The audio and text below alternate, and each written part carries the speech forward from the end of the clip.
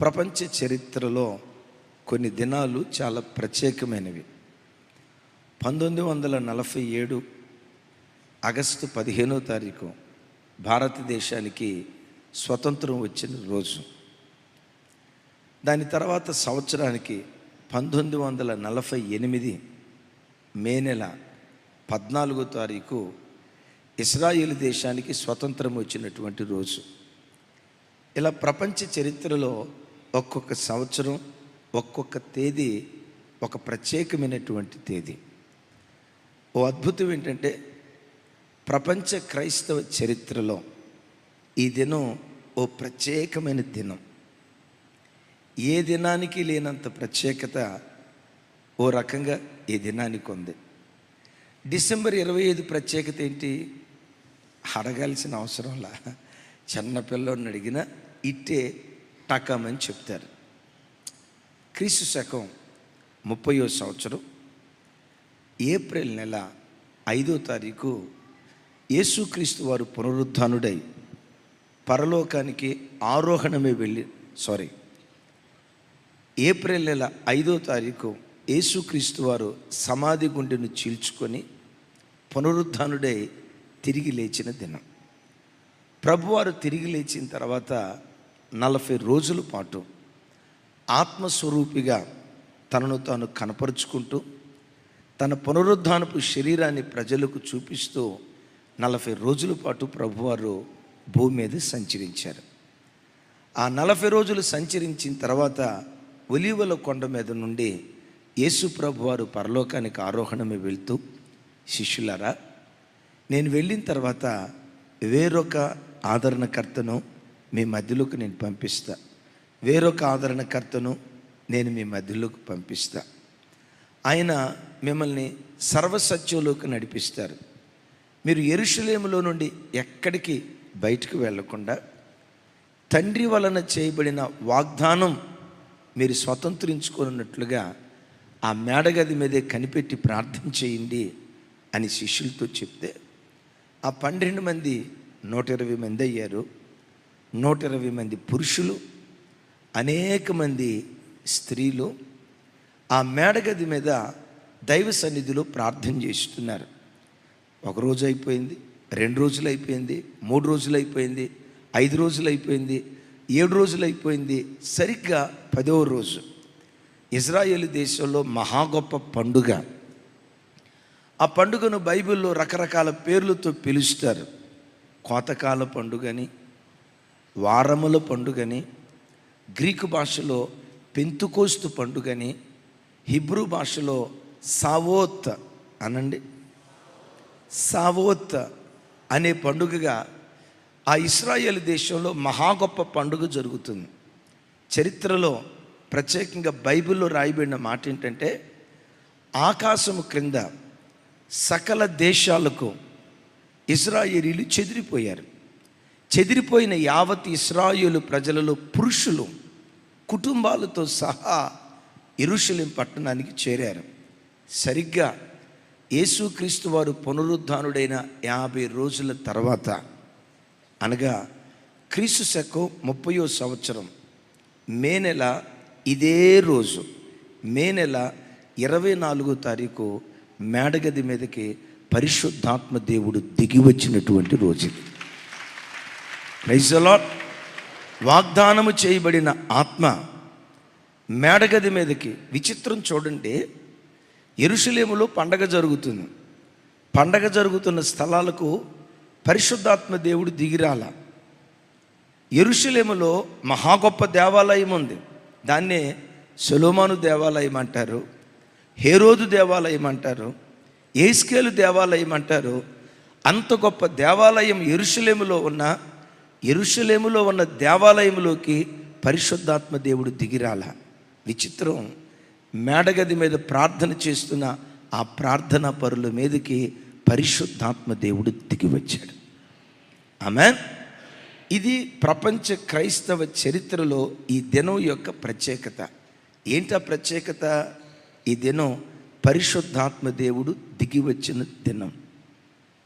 పరలోకం నుంచి పరిశుద్ధాత్మ దేవుడు భూలోకానికి దిగి వచ్చి సుమారుగా 1900 96 సంవత్సరాలు అవుతుంది. ఎప్పటికీ ఆ పరిశుద్ధాత్మ దేవుడు భూమి మీద సంచరిస్తూనే ఉన్నాడు. యేసు ప్రభు వారు భూమి మీద ఉంది 3.5 సంవత్సరాలు. పరిశుద్ధాత్మ దేవుడు ఆత్మయు పెండ్లి కుమార్తెయు ఇక్కడకు ఎక్కిరమ్మని మధ్య ఆకాశంలో ప్రభు పిలిచే వరకు ఆత్మదేవుడు మన మధ్యలోనే ఆయన సంచరిస్తూ ఉంటాడు. చప్పలు కొడుతూ ఆత్మదేవునికి స్తోత్రాలు చెప్దాం. హల్లెలూయా. అయితే ఈ పెంతుకోస్తు పండుగను గూర్చి లేక వారముల పండుగను గూర్చి పాత నిబంధనలోనే అక్షరార్థంగా లేఖనాల్లో రాయబడి ఉంది. చూడండి, లేవియా కాండం 23వ అధ్యాయం 15వ వచనం నుంచి 21వ వచనం వరకు నేను చదువుతాను. జస్ట్ 3 వచనాలు చదువుతాను, తర్వాత మీరు ధ్యానించండి. లైవ్ చూసే బిడ్డలు కూడా నాతో కలిసి చెప్పండి. మీరు విశ్రాంతి దినమునకు మరునాడు మొదలుకొని, విశ్రాంతి దినం ఏ రోజు? సోమవారమా మంగళవారమా? Thank you. విశ్రాంతి దినం ఏ రోజు? శనివారం. విశ్రాంతి దినానికి మరు రోజు అంటే ఆదివారం. రైట్, నాతో కలిసి చెప్పండి. మీరు విశ్రాంతి దినమునకు మరునాడు మొదలుకొని, అనగా ఆదివారం మొదలుకొని అల్లాడించు పనను మీరు తెచ్చిన దినము మొదలుకొని 7 వారములు లెక్కింపవలెను. 7 వారాలంటే ఎన్ని రోజులు? 49 రోజులు. లెక్కకు తక్కువ కాకుండా అందరూ స్వరం ఎత్తాలి. 7 వారములు ఉండవలెను. 7వ విశ్రాంతి దినపు మరుసటి దినము వరకు 50 దినములు లెక్కించి యెహోవాకు క్రొత్త ఫలముతో నైవేద్యమును అర్పించవలెను. అందరం చేతులెత్తి చప్పలు కొట్టు యేసయ్యకు స్తోత్రాలు చెప్దాం. ఇక అందరూ నా వైపు చూడండి. పరిశుద్ధ గ్రంథమైన బైబిల్లో ఇశ్రాయేలీల చరిత్రలు చూస్తే 7 పండుగలు ఉంటాయి. ఆ పండుగల వివరాలన్నీ చెప్పలేను, కానీ ఒకటి పస్కా పండుగ.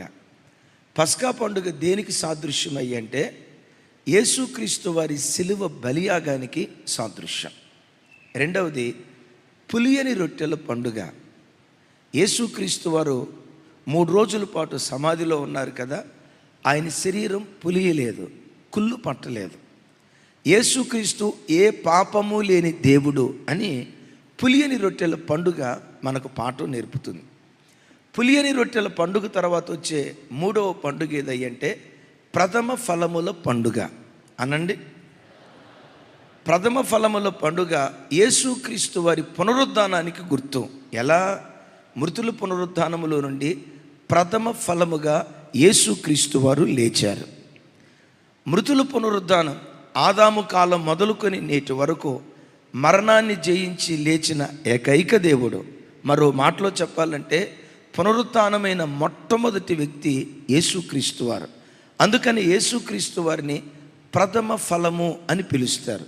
ఏ ఫలం? సో పస్కా పండుగ దేని గుర్తు? యేసయ్య సిలువ బలియాగానికి. పులియని రొట్టెల పండుగ దేని గుర్తు? పాపము లేని యేసుక్రీస్తు వారికి. ప్రథమ ఫలముల పండుగ. ఈ ప్రథమ ఫలముల పండుగ ఏ రోజు వచ్చిందని చెప్పాము? విశ్రాంతి దినానికి మరుసటి రోజు. యేసుక్రీస్తు వారు పునరుద్ధానుడయింది ఆదివారపు దినం. అందుకని ఆదివారపు దినాన్ని ఏమని పిలుస్తాం? సండే అని పిలుస్తాం. ఎవరురా భక్తుడు? ఏమని పిలుస్తాం? గమనించండి, ఆదివారపు దినాన్ని పునరుద్ధానపు దినం. రష్యాలో ఆదివారాన్ని రెజరెక్షన్ డే అని పిలుస్తారు. అనండి, రెజరెక్షన్ డే అంటే పునరుద్ధానపు దినం. పునరుద్ధానుడైన ఆదివారం మొదలుకొని 7 వారాలు లెక్కించాలి. 49 రోజులు. 49 వచ్చేసరికి శనివారం వస్తుంది. 49వ రోజు తర్వాత వచ్చే మరుసటి రోజు అంటే ఏ రోజు? ఆదివారం ఇశ్రాయేలీలు వారముల పండుగను ఆచరిస్తారు. వాస్తవంగా ఈ పండుగను హిబ్రూ భాషలో సావోత్ అంటారు. సావోత్ అనగా వారముల పండుగ. ఏ పండుగ? ఎందుకు వారాల పండుగ అని రాస్తుంది? 7 వారాలు పూర్తయిన తర్వాత వచ్చే పండుగ కనుక దీన్ని వారముల పండుగ అంటారు. వాస్తవంగా గ్రీకు భాషలోకి వస్తే మనకు సావోత్ అంటే అంత అర్థం కాదు, కానీ గ్రీకు భాషలో ఉన్న పదం మాత్రం మనకు బాగా అర్థం. గ్రీకులో ఈ రోజున ఏమంటారంటే పెంతుకోస్తు అంటారు. అనండి, పెంతుకోస్త్ అంటే అర్థం ఏంటంటే పెంతెకోస్త్. పెంతే అంటే 50 అని అర్థం. పెంతెకోస్త్ అంటే సంఘం కాదు. పెంతెకోస్త్ అనే పేరుకున్న అర్థం ఏంటంటే 50 రోజులు అని అర్థం. ఏంటి 50 రోజులు? యేసుక్రీస్తు వారు పునరుద్ధానుడైన 50 రోజుల తర్వాత పరిశుద్ధాత్మ దేవుడు బలముగా వీచే గాలిలాగా విభాగించబడిన నాలుకల వలె అగ్నిస్వరూపుడిగా మేడగది మీదకి దిగి వచ్చినప్పుడు ఒక్కొక్కరు వాక్శక్తి పొంది శక్తి కొలది భాషలు మాట్లాడటం ప్రారంభించారు. గట్టిగా చెప్తాం ఆమేన్. సెకండ్ సెషన్లో పరిశుద్ధాత్మను గాలితో ఎందుకు పోలుస్తారు? పరిశుద్ధాత్ముడు చేసే కార్యాలు. థర్డ్ సెషన్లో పరిశుద్ధాత్మను అగ్నితో ఎందుకు పోలుస్తారు? ఆ అగ్ని స్వరూపుడైన దేవుడు మన మధ్యలో చేసే కార్యాలు సెకండ్ సెషన్లో, థర్డ్ సెషన్లో చెప్తాను. అయితే ఈ సెషన్లో వారముల పండుగలో ఉన్న కొన్ని ప్రత్యేకతలు లేక పెంతుకోస్తు పండుగలో ఉన్న 5 ప్రత్యేకతలు మీతో పంచుకుంటా. మొట్టమొదట ఈ వారాల పండుగను లేక పెంతుకోస్తు పండుగను కృతజ్ఞతా పండుగ అని పిలుస్తారు. ఏ పండుగ? ఎందుకు కృతజ్ఞతా పండుగ అని పిలుస్తారో తెలుసా? ఐగుప్తు దేశంలో ఉన్నప్పుడే దేవుడు ఇశ్రాయేలీయులతో వాగ్దానం చేశాడు, నేను మిమ్మల్ని కనాను దేశానికి తీసుకెళ్తా. ఆ దేశం పాలు తేనెలు ప్రవహించే వాగ్దాత్త దేశం. సమృద్ధి అయిన పంటలు పండుతాయి. తేనె కొండల్లో నుంచి స్రవిస్తూ ఉంటుంది. సమృద్ధి అయిన పంట ఆ దేశంలో మీకు దొరుకుతుందని ఐగుప్తు దేశంలో ఉన్నప్పుడే వాగ్దానం చేశాడు. ఇప్పుడు ఇశ్రాయేలీలు కనాను దేశానికి వచ్చారు. విత్తనం విత్తారు. పంట సమృద్ధిగా పండింది. పంట సమృద్ధిగా పండిన తర్వాత ఇప్పుడు ఇశ్రాయేలీలు ఏం చేశారో తెలుసా? ఆ పంటను తీసుకొని ఇశ్రాయేలీల సంఘ చరిత్రలో 3 పండుగలు చాలా ప్రాముఖ్యమైనవి. నంబర్ 1 పస్కా పండుగ, నంబర్ 2 పెంతుకోస్తు పండుగ, నంబర్ 3 పర్ణశాలల పండుగ. ఈ 3 పండుగలకి ఇశ్రాయేలీలు ప్రపంచ దేశాల్లో ఎక్కడున్నా దేవుని సన్నిధిలో సంవత్సరానికి 3 సార్లు కుటుంబంతో కలిసి కనపడతారు. అయితే ఈ 2వ పండుగలో ఉన్న విచిత్రం ఏంటో తెలుసా? అయ్యా, మా పంటను నువ్వు కాపాడావు, మా విత్తనం కుళ్ళిపోకుండా, మా కష్టం వ్యర్థం కాకుండా, మా ప్రయాసాన్ని నువ్వు ఫలభరితంగా మార్చినందుకు నీకు కృతజ్ఞతలని దేవుని సన్నిధికి వచ్చి కుటుంబ సమేతంగా దేవునికి కృతజ్ఞతలు చెప్పేవారు. అందుకని ఈ పండుగను ఏమని పిలుస్తారంటే కృతజ్ఞతా పండుగ అనండి. కొంచెం గట్టిగా చెప్దాం. దైవజనమ, క్రైస్తవ జీవితంలో దేవుడు ఒక్కొక్క క్రైస్తవుడి దగ్గర నుంచి ఆయన కోరుకునే జీవితం ఏంటో తెలుసా? కృతజ్ఞతా జీవితం. నీకు ఇచ్చింది కొంచెమైనా, నీకు ఎక్కువ ఇచ్చినా, నీకు చిన్నదిచ్చినా పెద్దదిచ్చినా, నువ్వు పొందుకున్న దానిలో దేవునికి నువ్వు కృతజ్ఞత చెప్తే కృతజ్ఞతాస్తుతులు ఎక్కడుంటాయో విస్తరణ అక్కడ ఉంటుంది. 5 రొట్టెలు 2 చేపలు యేసు ప్రభు వారి చేతిలో పెడితే ఆ రొట్టెలను ఎత్తుకొని కృతజ్ఞతాస్తుతులు చెల్లించడాన్ని బట్టి ఆ 5 రొట్టెలను విస్తరింపచేసి 5,000 మంది పురుషులు తినగా ఇంకా మిగిలేటట్లుగా దేవుడు కార్యం చేశాడు. Praise the lord. జీవితంలో ఎప్పుడు దేవుడు నీకు ఇచ్చిన దాన్ని బట్టి కృతజ్ఞతలు తెలియచేయటం నేర్చుకో. ఎంత స్తుతిస్తావో దేవుడు నీ బ్రతుకులో కృప అంత ఎక్కువగా విస్తరింప చేస్తాడు. ఇచ్చిన దేవుణ్ణి స్తుతిస్తూ ఆయనకు కృతజ్ఞతలు చెప్పాలి. కానీ మనకు సమృద్ధి కలిగినందువల్ల యేసు ప్రభు వారు బైబిల్లో ఒక ధనవంతుడు గురించి చెప్తాడు. ఆ ధనవంతుడికి ఆ సంవత్సరం పంట బాగా పండిందట. ఏమన్నాడు? నా ప్రాణమా, అనేక సంవత్సరాలకు సరిపడా పంట నీకుంది, గాదెల్లో ధాన్యం ఉంది, కొట్లలో ద్రాక్షారసం ఉంది, గానుగుల్లో నూనె ఉంది, అనేక సంవత్సరాలకు సరిపడా తృప్తిగా నీ కొరకు సంపాదించా అంటాడు. నా ప్రాణమా తినుము, త్రాగుము, సుఖించుము. అంటే తన ప్రాణానికి సుఖాన్ని నేర్పాడు కానీ స్తుతి నేర్పలా. స్తుతి నేర్పకపోవటాన్ని బట్టి ఏం జరిగింది? వెర్రివాడా ఈ రాత్రే నీ ప్రాణాన్ని అడుగుతున్నాడు అంటాడు. ఆ ధనవంతుడేమో తన ప్రాణానికి సుఖం నేర్పాడు. బైబిల్లో ఇంకొక ధనవంతుడు ఉన్నాడు. గొర్రెల దొడ్డిలో నుంచి లేవనెత్తబడి ఇశ్రాయేలు సింహాసనం మీద కూర్చున్నాడు. ఆ ధనవంతుడు ఏమంటాడు తెలుసా? నా ప్రాణమా యెహోవాను సన్నుతించుము, నా అంతరంగమునున్న సమస్తమా ఆయన పరిశుద్ధ నామమును సన్నుతించుము. నా ప్రాణమా యెహోవాను సన్నుతించుము, ఆయన చేసిన ఉపకారములలో చేతులెత్తి చప్పలు కొడుతూ స్తోత్రాలు చెప్దాం. రైట్. ఈ భక్తుడు తన ప్రాణానికి ఏమి నేర్పాడు? స్తుతించడం నేర్పాడు. ఈ భక్తుడు తన ప్రాణానికి ఏమి నేర్పాడు? స్తోత్రించడం నేర్పాడు. ఆ ధనవంతుడు తన ప్రాణానికి ఏమి నేర్పాడు? సుఖాన్ని నేర్పాడు. విచిత్రం తెలుసా? స్తుతించకుండా సుఖాన్ని నేర్పినటువంటి ధనవంతుని ప్రాణం రాత్రికి రాత్రి వెళ్ళిపోయింది. స్తుతించిన దావీదు ప్రాణాన్ని దీర్ఘాయుషుతో ఉంచి ఆ కృపను తన పిల్లల మీద దేవుడు విస్తరింపజేస్తూ వచ్చాడు. గట్టిగా చెప్దాం ఆమేన్. ప్రతి దినం మానక ప్రభుని మనం స్తుతించాలి.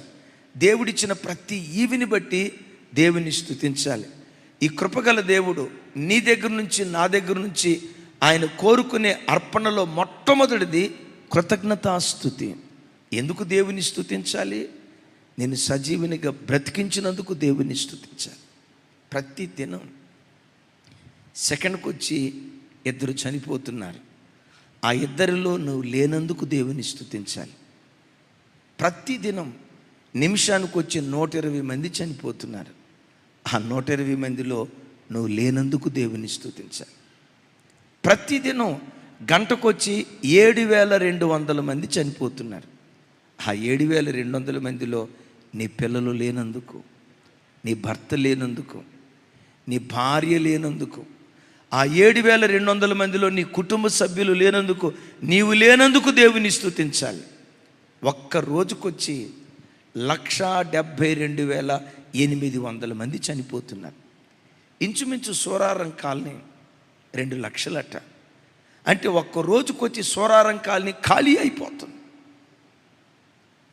ఆ 2 లక్షల మందిలో నీవు లేనందుకు, సజీవునిగా దేవుడు నిన్ను బ్రతికించినందుకు, ఆరోగ్యంతో దేవుడు నిన్ను ఉంచినందుకు, ముద్దన్నం తినే కృపించినందుకు, బ్రతకటానికి ఉద్యోగం ఇచ్చినందుకు, నీ కాళ్ళ మీద నువ్వు బ్రతికే స్థితి ఇచ్చినందుకు, ఓ చోటుకు వెళ్ళి భిక్షాందేహి అని అడిగే స్థితి నీకు రాకుండా 10 మందికి సహాయం చేసే స్థితిలో దేవుడు నిన్ను నిలవబెట్టినందుకు మానక మనం ప్రభుని స్తుతించే వ్యక్తులుగా ఉందుముగాక.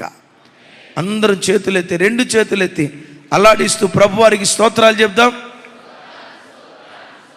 ప్రాణం కంటే విలువైంది ఏదీ లేదు కదా, ప్రాణం కంటే గొప్పది ఏదీ లేదు కదా. అందుకని దావీదు అంటాడు ఆమెన్. అందుకని దావీదు అంటాడు, మరణములో నుండి నా ప్రాణాన్ని, కన్నీళ్ళు విడవకుండా నా కన్నులను, జారిపోకుండా నా పాదాలను నువ్వు తప్పించినందుకు నీకు స్తోత్రాలు. నేను ఆంధ్ర వెళ్ళే కదా, అవనిగడ్డ ప్రాంతం నుంచి ఒక తల్లి ఏడుస్తూ చెప్తూ, 2 అన్నదమ్ముళ్ళు సరిగ్గా మచిలీపట్నం ఆ ప్రాంతంలో 2 వీలర్ ఎక్కి స్పీడ్గా స్టార్ట్ చేశారట. ఆ స్టార్ట్ చేసిన పరంపరలో యాజిలేటర్ రేజ్ చేశారేమో తెలియదు, వెనక కూర్చున్న తమ్ముడు అక్కడికక్కడే వెనక్కి పడిపోయాడు. పడ్డాడో లేదో, పడిన చోటే చచ్చిపోయాడట. అయ్యా ఏం యాక్సిడెంట్ జరిగింది? లారీ వచ్చామన్నా గుద్దిందా? లేదండి. బస్ యాక్సిడెంట్ ఏమైనా అయిందా? లేదండి. మీ తమ్ముడు ఏమైనా 70 సంవత్సరాలు నిండినోడా? అయ్యో 30 సంవత్సరాల పిల్లోడండి. ఏమైనా అనారోగ్యం ఉందా? సంపూర్ణ ఆరోగ్యవంతుడండి. ఎంతలో కనపడి అంతలో మాయమైపోయే ఈ భయంకరమైన దినాల్లో నిన్ను ప్రాణంతో దేవుడు ఉంచినందుకు నువ్వు దేవుని స్తుతించాలి. సజీవునిగా దేవుడు నిలవబెట్టినందుకు నీ దేవుని స్తుతించాలి. స్తుతించడానికి ఏం చేయాలో తెలుసా? ఇశ్రాయేలీయులు కుటుంబ సమేతంగా సావోత్ వారాల పండుగకు కుటుంబ సమేతంగా దేవుని మందిరానికి వచ్చి దేవుని స్తుతిస్తారు.